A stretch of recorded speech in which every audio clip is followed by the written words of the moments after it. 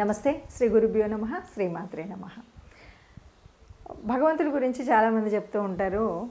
భగవంతుడు ఎవరి వైపు ఉంటాడు, నేను ఎన్ని పూజలు చేసినా నాకు కనబడట్లేదు, ఎంత చేసినా అంతే, నాకు నష్టాలే ఉన్నాయి, నేను రోజు పూజ చేస్తాను, అయినా నాకు ఏ రోజు కూడా నాకు ఈ ఏడుపు తప్పలేదు, ఈ బాధ తప్పలేదు, ఈ కష్టాలు తప్పలేదు, నష్టాలు తప్పలేదు అనేవాళ్ళు ఎంతమంది ఉన్నారు ఒక్కసారి చూడండి.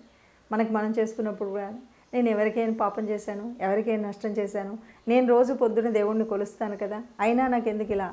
ఈ విషయం అడిగేటప్పుడు ఒక్క విషయాన్ని గుర్తుపెట్టుకోవాలి. మనం ఈ జన్మ ఎత్తడానికి ఇది మన మొదటి జన్మ కాదు. ఈ జన్మకు ముందు అనేక జన్మలు ఎత్తితే అందులో ఎంతో కొంత పుణ్యఫలం ఉంటే తప్ప ఈ మానవ జన్మ రాలేదు.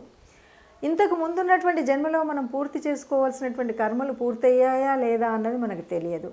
ఆ కర్మఫలమే ఇక్కడ అనుభవించక తప్పదు. ఇది కర్మ సిద్ధాంతం. తప్పనిసరిగా ఇది అందరము కూడా ఒప్పుకోవాల్సినటువంటిది. ఈ కర్మ సిద్ధాంతం ఉండగా కూడా మరి అయినా సరే నేను ఇంత పూజ చేస్తున్నాను కదా అంటే నీకు ఇంతకంటే పెద్ద నష్టం వచ్చేదేమో ఈ పూజ కనుక చేయకుండా ఉంటే. భగవంతుడు ఎప్పుడు కూడా ధర్మంతోనే ఉంటాడు. అందుకనే మనకు చెప్పినట్టుగానే దుర్యోధనులు లాంటి వాళ్ళు అన్నారు, ఎందుకు ఆడి దగ్గర ఏముంది, ఆ పాండవుల దగ్గర ఏముంది, ఆ 5గురి దగ్గర ఏముంది, 100 మంది ఉన్నారు, ఎందుకు కృష్ణుడు అటు వెళ్ళాడు, ఎందుకు వెళ్తావు బావా, మాతో ఉంటే ఇది కదా, మా దగ్గర యుద్ధం చేయన్నప్పుడు కూడా కృష్ణుడు ఆ భగవంతుడు కదా. భగవంతుడు ఎప్పుడు ఎవరితో ఉంటాడంటే ధర్మం ఎటువైపు ఉంటే అటు ఉంటాడు, ధర్మం ఎక్కడ ఉంటే అక్కడ ఉంటుంది. సరే, మనతో భగవంతుడు ఉండాలంటే ఏం చేయాలి? మనం ధర్మ మార్గంలో నడవాలి. ధర్మాన్ని తప్పకుండా నడిచినప్పుడు భగవంతుడు మనతోనే ఉంటాడు. మరి అయినా కూడా కష్టం వచ్చింది అనుకునే మనలాంటి వాళ్ళందరికీ కూడా ఏంటి అంటే ఈ భగవంతుడు మనతో లేకపోతే ఇంకా పెద్ద కష్టం వచ్చేది.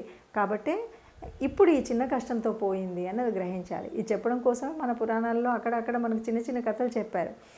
ఒకసారి ఒక పెద్ద ఆయన ఎవరో వెళ్తూ ఉన్నారట. ఇద్దరు పుణ్యాత్ముడు, ఒక దుర్మార్గుడు, ఇద్దరు వెళ్తున్నప్పుడు ఆ దుర్మార్గుడు మామూలుగా ఇద్దరు వెళ్తుంటే ఆ దుర్మార్గుడికి ఒక వెండి కాసుల మూట దొరికింది. తర్వాత ఈ సన్మార్గుడు ఎవరైతే మంచివాడు ఉన్నాడో వాడు పొద్దున ప్రతినిత్యం భగవంతుడిని తలిచి ధర్మంలో నడిచేవాడు ఉన్నాడు, ముందుకెళ్తే తేలు కుట్టింది.